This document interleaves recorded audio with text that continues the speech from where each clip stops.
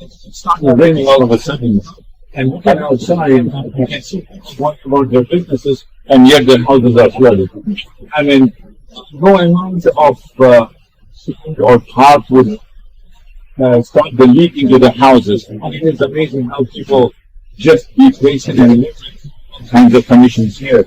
And so I think it is a duty of the rest of the human beings in luxurious homes with luxurious pools and all of those things to please look at these situations and have that empathy and sympathy to see, and how this is what I have learned in my experience, looking at how the children enjoying the rain, even though it's actually for them it is this not an invisible one, but yet the children here are just getting right, and there is no end to it because they do not have a place where they can go and soak themselves and dry themselves up.